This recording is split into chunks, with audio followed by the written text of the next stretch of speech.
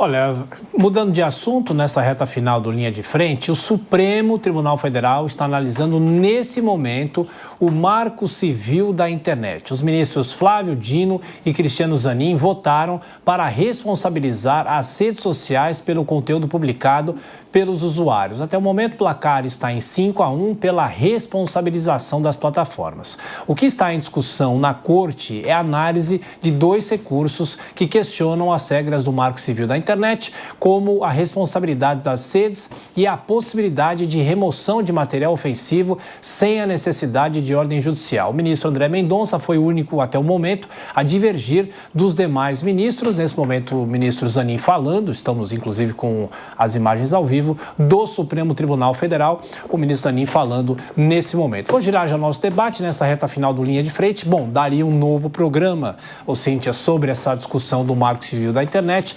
Nunca é demais lembrar que quando começou essa discussão, o presidente do Supremo, o ministro Barroso, disse que o Supremo está se posicionando de algo que era o Congresso Nacional que deveria se posicionar, e eu quero te ouvir. Bom, realmente esse tema é super polêmico, né? É pena que a gente não tem tanto tempo para tratar desse assunto. O questionamento aí é sobre a constitucionalidade do artigo 19 do Marco Civil, que vai tratar da responsabilização, que em tese só poderia acontecer depois de termos uma decisão judicial determinando a retirada. O que eu confesso que tenho aí dúvidas se essa seria realmente a melhor forma. As duas opções são precárias e são difíceis para a questão da liberdade de expressão. Liberdade de expressão cada vez mais tolhida no nosso sistema legal e jurídico, né?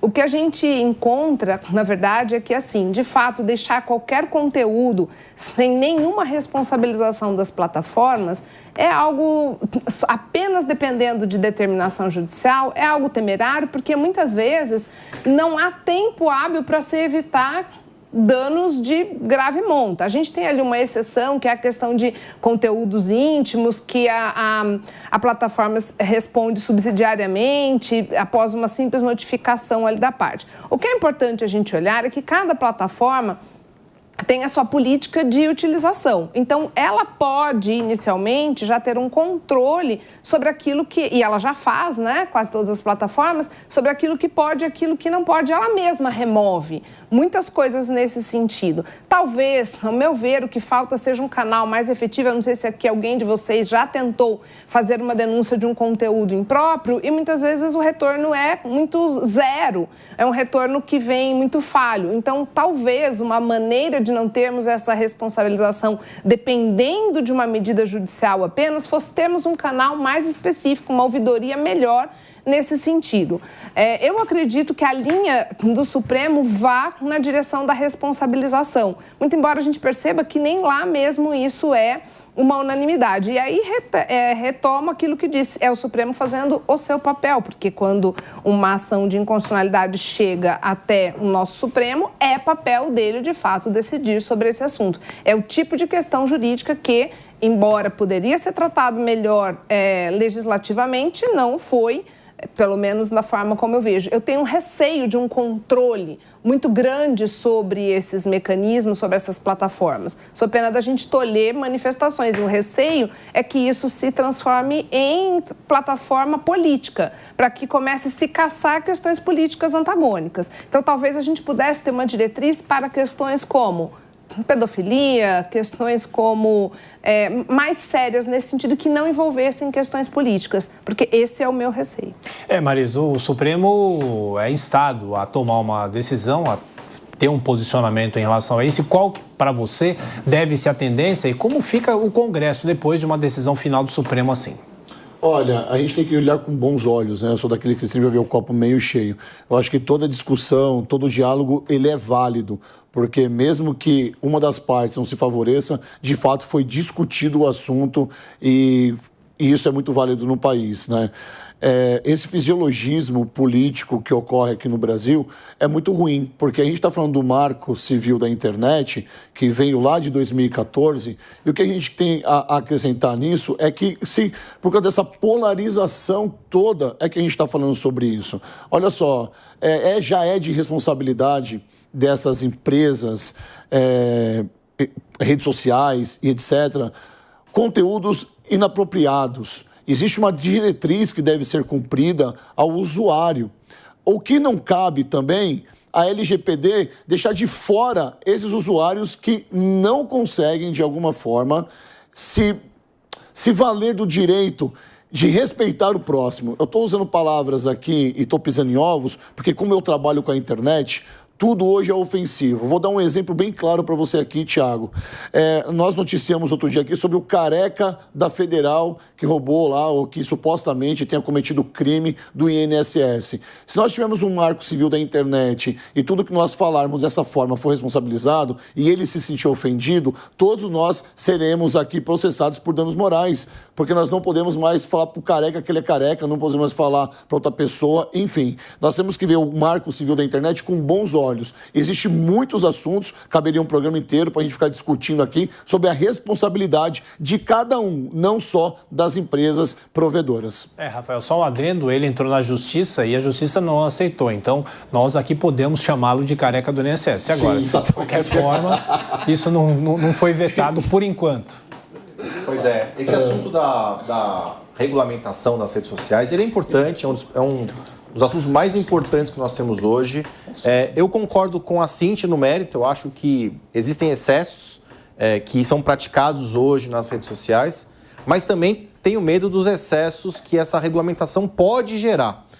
E a gente sabe que vai gerar, a gente sabe que o governo já está se utilizando dessa pauta para trazer uma regulamentação mais incisiva e isso é muito preocupante. Outro ponto aqui que me toca e acho que é importante a gente falar é que eu espero que o Supremo se atenha a decidir os temas que foram trazidos nessa ação. E não legisle como tem legislado em muitos assuntos, muitas vezes se aproveitando de um vácuo deixado pelo Congresso. Nós temos hoje um dos congressos mais fracos da história do nosso país, que é um congresso fraco no sentido que não bate de frente com o STF, não legisla sobre temas que são importantes para a nossa sociedade e, obviamente, que onde existe um vácuo de poder vai ter alguém querendo tomar. E hoje o STF, em muitos assuntos, age como um verdadeiro poder moderador. Mesmo quando o Congresso legisla ou ele deixa de legislar, o Supremo vem e fala, não é isso, não é assim que funciona, é dessa forma, com base no argumento XYZ constitucional. E aqui nós temos advogados na bancada, a gente sabe que muita coisa cabe dentro de um argumento jurídico. Muita coisa errada pode ser justificada com base em um argumento jurídico. Então, que o Supremo faça realmente esse julgamento, se atenha a essa questão sobre a responsabilização ou não das plataformas.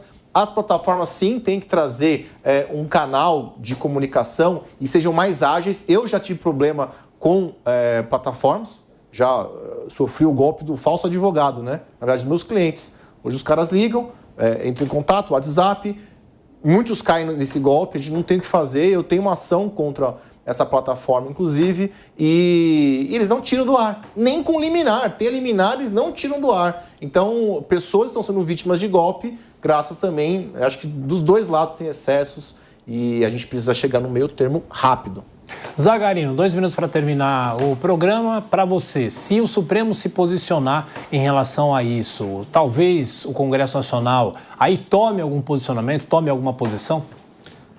Bom, Thiago, a gente está diante de uma evidente censura, que é essa regulamentação das redes sociais. O que o STF vai fazer é punir o carteiro em razão da correspondência. E não é esse o caminho que a gente espera que, numa democracia, que a liberdade de expressão é pilar fundamental, nós podemos viver. O que a gente precisa fazer nas redes sociais é acabar com o anonimato, acabar com perfis anônimos. E aí você vai poder punir, responsabilizar cada pessoa de acordo com o seu CPF, ponto final. Se a pessoa quiser xingar a outra através da rede social, é problema dela. Essa pessoa que se sentiu ofendida vai processar ela, não a rede social, não o carteiro, não a correspondência. Tanto é verdade isto que o Marco Civil da Internet foi aprovado na Comissão de Constituição e Justiça quando foi levado à votação lá no próprio Congresso. Portanto, o que o STF irá fazer agora é apenas julgar Lembrando, não a Deus dará ali porque ele quer, porque ele foi provocado por um órgão. E essa provocação fará com que o Supremo se posicione próximo a uma identidade política que a gente já existe no Brasil. Vai favorecer muito um grupo político. Tá vendo? Porque, de novo, a gente tem que refletir das indicações no STF. Será que os julgamentos são políticos ou são técnicos? Tecnicamente, é impossível você declarar censura em qualquer posicionamento no Brasil. Bom, quero agradecer ao Sérgio Zagarino, Rafael Paiva, Rodolfo Maris e a Cíntia Nunes por mais uma participação aqui no Linha de Frente da Jovem Pan. E, na sequência, nós temos o Evandro Cini chegando, vai começar o 3 em 1. Muito obrigado sempre pela sua audiência. Eu volto às 8 horas da noite com o Jornal Jovem Pan. Assim, Cini, tchau, um abraço, bom programa. Valeu, Berrais, um abração para você, boa sorte depois no Jornal Jovem Pan. Um abraço a todos do Linha de Frente.